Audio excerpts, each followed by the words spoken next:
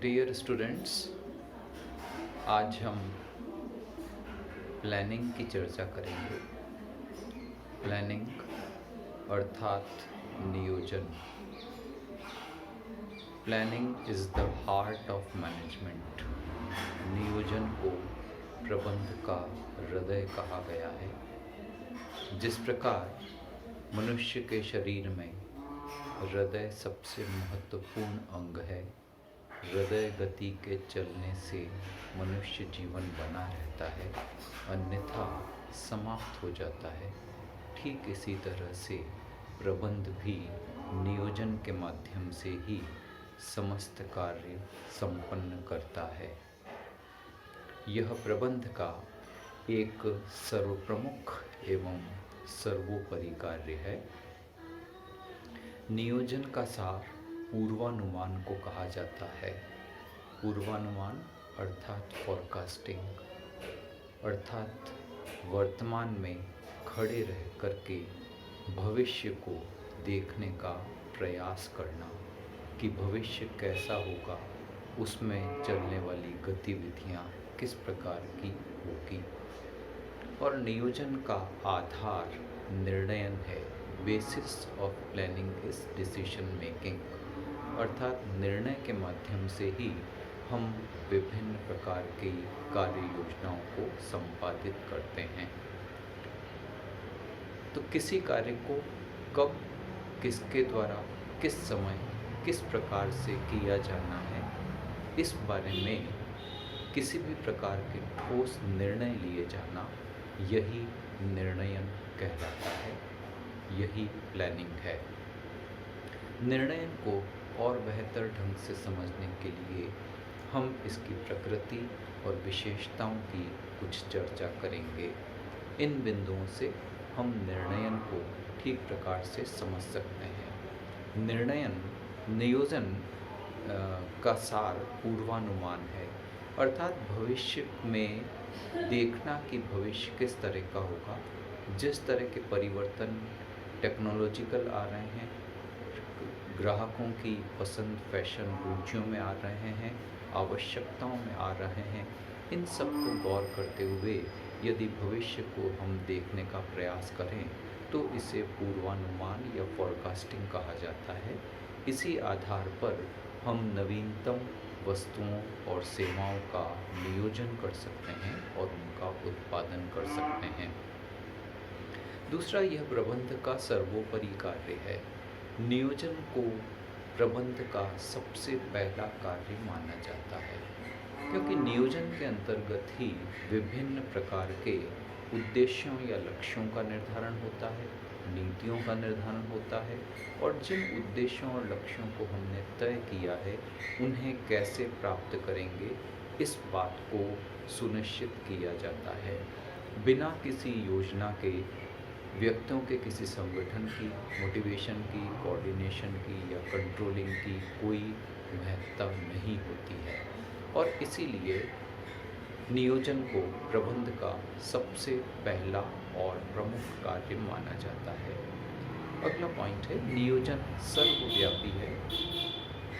It is universal, अर्थात जीवन के हर क्षेत्र में नियोजन की समान रूप से आवश्यकता होती है।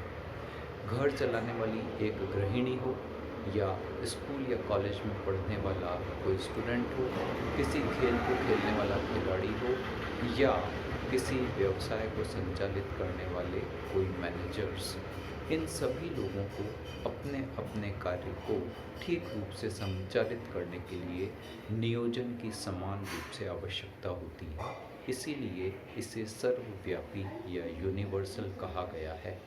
अगला पॉइंट है, नियोजन लोचशील होता है, इट्स फ्लेक्सिबल, अर्थात समय और परिस्थितियों के अनुसार इसमें परिवर्तनों को लागू किया जा सकने की संभावना हमेशा बनी रहती है।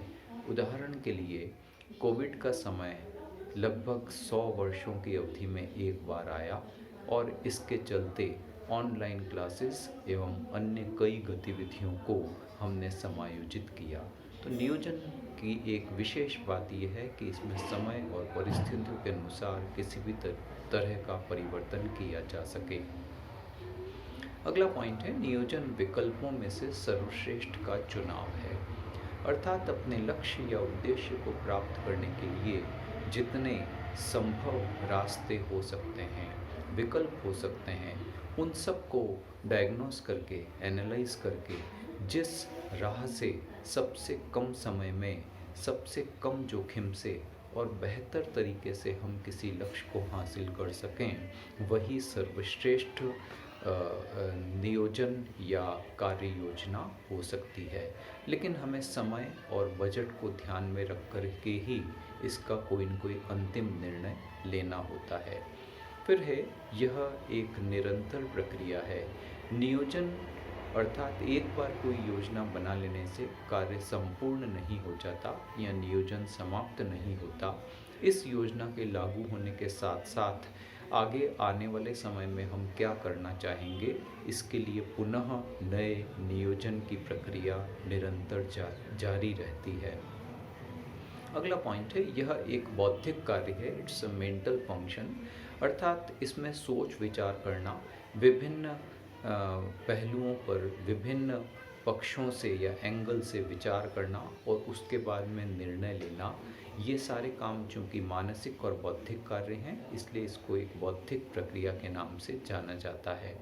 फिर है नियोजन भविष्य में किए जाने वाले कार्यों का मार्गदर्शन करता है, यानी कि हम किसी कार्य को कब और किस प्रकार करेंगे, इसकी जानकारी हमें नियोजन के माध्यम से मिलती है।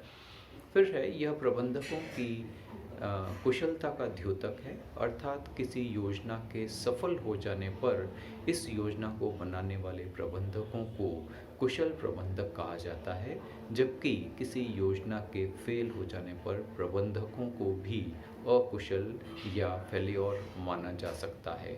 इसीलिए इसे प्रबंधकों की कुशलता का द्योतक माना जाता है। फिर है नियोजन लक्ष्यों के योगदान में सहयोग प्रदान करता है और नियोजन निर्णयन नहीं है। निर्णयन विभिन्न विकल्पों में से किसी एक का चयन है, जबकि नियोजन भविष्य में किए जाने वाले कार्यों का वर्तमान में निर्णय लेना है।